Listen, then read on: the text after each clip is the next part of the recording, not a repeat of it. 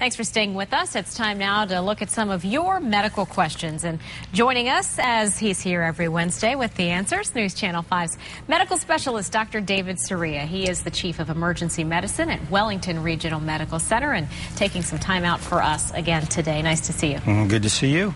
So our first question, pretty timely, something a lot of parents might be wondering now. What is the best way to help a child deal with stress from schoolwork? Yeah, it's actually something that you wouldn't think would be on parents' minds. I mean, who would think that a child, Right. Certainly elementary aged children, would be stressed out or anxious over it. But believe it or not, a study was just put out that actually proved with cortisol levels that there is actually stress and anxiety in that age range. Even the youngsters. You bet. Just that they don't express it in ways that we do. So what I like to say is, or at least recommend, is 3 simple ways to really decrease your child's stress. One is make sure they get a good night's rest.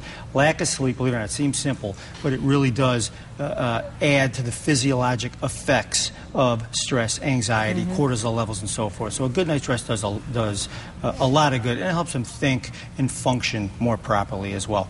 Another thing to do is take them for a walkthrough to the school. Familiarity also always lessens the anxiety of a new environment. So it actually helps them out a lot to know what to expect, know what to, meet their teacher. Good idea. Things like that is also very good. And then lastly, which is also very helpful, is if they can have a friend in the classroom that they know. If they know that someone else that they know, buddy, is going through it, it lessens their anxiety tremendously. Sure. All right. Makes sense. Okay. Our second question, also dealing with youngsters today. How common is lice in children's hair, and how do you treat it? Yeah. I mean, head lice, very, very common. Millions of children get it every year, and they can get it repetitively.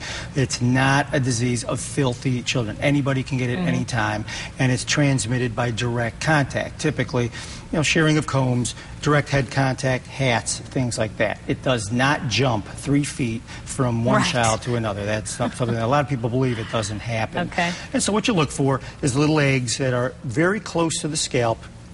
Look real close, you'll see those white little eggs attached to the shaft. If it doesn't move, typically that's an egg, and it'll hatch within 7 days, and that's how they multiply. Okay, what you'll see is your child scratching his or her scalp. That could be a clear indicator there might be something going on. Take a look. Okay. Treatment, there's several.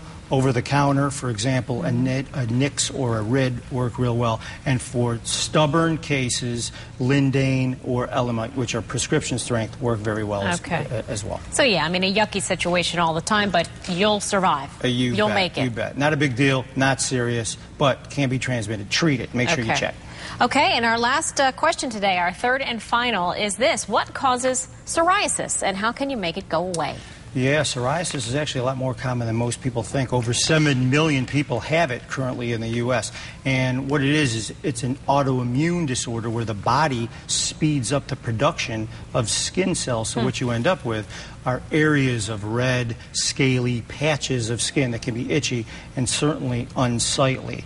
They are not contagious, and unfortunately there is no cure, but the treatment for it are several. Typically it's aimed at 2 things. One is to decrease the immune response that causes the production of skin cells. And then the second is a desquamator, or something that helps slough off that extra tissue. You got it. It comes in topical or pills. For more details, definitely ask your doctor, and he or she will tell you what's best for you. All right. Good stuff, as always. Thanks so much, Dr. Soria. Thanks for having me. If you've got a question for Dr. Soria, you can always send it to us. We hope you will. Right at WPTV.com. Just look for that health link. It's right on the right-hand side, and you'll see a form there to send in your question. We'll see you right after this break. Stay tuned.